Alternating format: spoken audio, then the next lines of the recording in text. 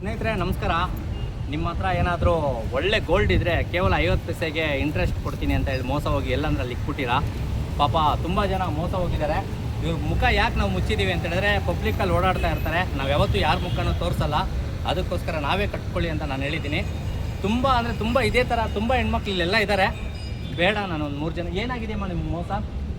Sir ನಮಗೆ 50 ಪೈಸೆ ಬಡ್ಡಿಗೆ gold ಕೊಡ್ತೀನಿ ಅಂತಿದ್ವಿ.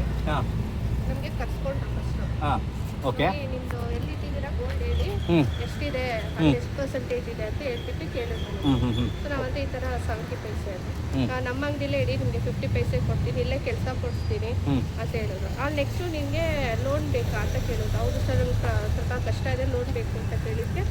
ಸರಿ ಮೇಡಮ್, ನಿಮಗೆ ಲೋನ್ ಮಾಡಿಸ್ಕೊಡ್ತೀನಿ ಅಂದ್ಬಿಟ್ಟು ಒಂದು 90,000 ತೊಗೊಂಡ್ರು ಸರ್ ನಿಮ್ಮ ಹತ್ರ. ನನ್ನ ಹತ್ರ. ಎಷ್ಟು ಗ್ರಾಮ್ ಒಡವೆ ಕೊಟ್ಟಿದ್ದೀರಾ ನೀವೆಲ್ಲ? ನಂದು ಟೋಟಲ್ 180 ಗ್ರಾಮ್ಸ್. ಅದು ನಿಮ್ದು ಎಷ್ಟು ಗ್ರಾಮ್ ಕೊಟ್ಟಿದ್ರಮ್ಮ? 175. ನಿಮ್ದೆಷ್ಟಮ್ಮ ಬ್ರದರು? ನಿಮ್ದೆಷ್ಟು? ನಿಮ್ದೆಷ್ಟವ? ನಿಂದೆಷ್ಟಣ್ಣ? ನಿಮ್ದೆಷ್ಟಣ್ಣ? 60 ಗ್ರಾಮು. ಓಕೆ ಓಕೆ, ಇರಲಿ. ನಮ್ಮದೇ ಎಲ್ಲ ಮುಂಡ ಮುಚ್ಕೊಂಡು ಹೋಗೈತೆ ಸರ್. ದಯವಿಟ್ಟು ಮೋಸ ಹೋಗ್ಬೇಡಿ. ಎಲ್ಲಂದ್ರಲ್ಲಿ ಕರೆಕ್ಟಾಗಿ ಅದ್ರ ಬಗ್ಗೆ ದಾಖಲೆ ಇರೋ ಜಾಗದಲ್ಲಿ ಒಡವೆ ಅಡ ಇಡಿ. ಈಗ ಒಡವೆ ರೇಟ್ ಏನಿದೆ ಅಂತ ಗೊತ್ತಲ್ವಾ ಮೇಡಮ್? ಈಗ ನನ್ನಿಂದ ಏನಾದರೂ ಆಗಿದೆಯಾ ನಿಮಗೆ?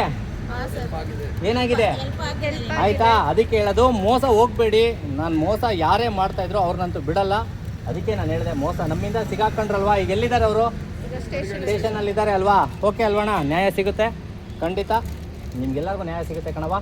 Okay thank you. Okay okay ಕಣವ. Okay okay.